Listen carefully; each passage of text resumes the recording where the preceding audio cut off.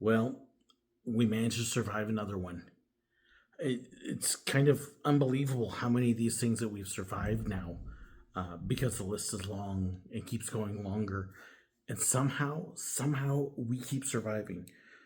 Let's see, there was the late great planet Earth back in 1985. 88 reasons Jesus is returning in 88. 89 reasons he's returning in 89. We had the Hale-Bopp comet people. We've had numerous other predictions. We had Y2K. We had COVID. And the list goes on and on and on. And 2 days ago, we had another predicted rapture end of the world. Some guy in South Africa said, Jesus showed me in a dream. Sometimes I think we want to be gullible fools.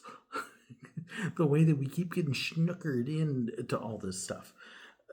Folks, it's very simple. Matthew, Jesus says, of that day and the hour, no one knows, not even the Son, only the Father. He didn't even tell Jesus. Jesus did say, be wary that if they're saying, look, the Messiah's over there, look, the Messiah's over there, that they're not telling the truth. They're false prophets. What's amazing with several of those things I listed was several of them were the same people repeatedly. There's one guy, the 88 reasons, 89 reasons. He then came out with another one later, and people went, we don't use our brains. We don't match it up with Scripture. We just get snookered along. The Maya calendar is a great one. Just people going, they quit counting days, so that must mean the world ends. Or Y2K, because, we're worried the computers are going to end, so therefore the whole world must end. So, here, funny story, true story.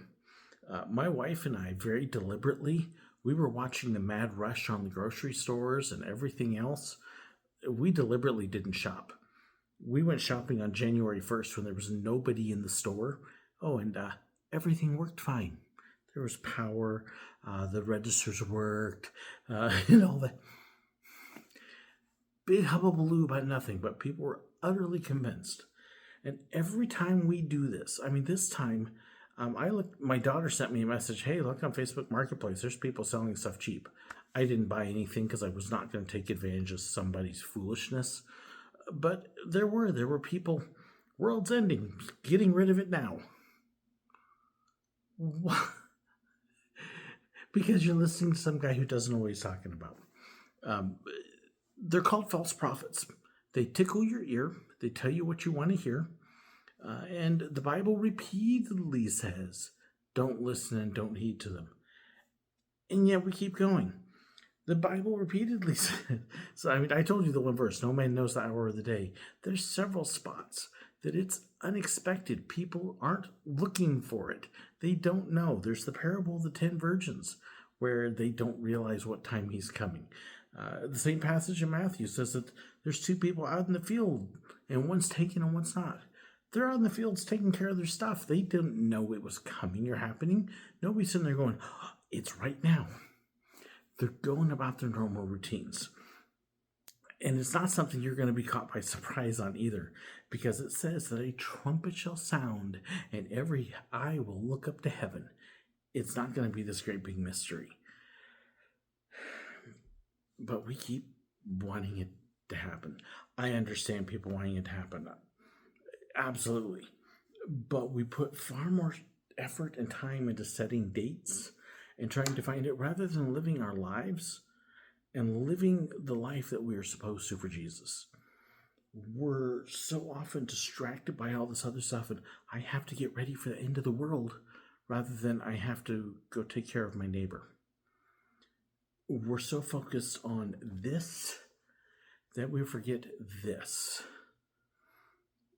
There was a saying that was popular when I first got saved back in the late 80s, early 90s. Too heavenly minded and no earthly good. And unfortunately, that happens a lot. We're so distracted. We go around, we travel around. We speak at a number of different churches. And most churches, I have one person that walks up, and I hear just some of the oddest, strangest things. I have been told that the temple has been rebuilt already.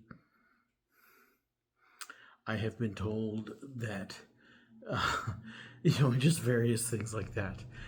People that are so desperate to hear, so desperate to see, but they're looking in the wrong direction. Let's keep our eyes focused on Jesus, the relationship he's called us to with him and with those around us. Stop focusing on stuff that may or may not happen, and let's focus on his redeeming our souls, his forgiveness, and how that then should cause us to relate to other people, because then we will be what he wants us to be. Remember, we have been predestined to be conformed to the image of Christ. In other words, his ultimate goal, his ultimate calling, is to make us like him, the ultimate servant, sacrificing himself and his own goodness for the people around him, that they might know him in fullness. Let's live that life for him. Don't worry about the rapture. Don't worry about the tribulation. Don't worry about that stuff. People ask me if I'm a pre-trib, post-trib, mid-trib. I'm a pan-trib. It's all going to pan out in the end, and so I don't need to worry about it. And that's where we need to be. Keep our eyes focused on him. Thank you so much for watching. God bless, and I'm happy you survived the rapture.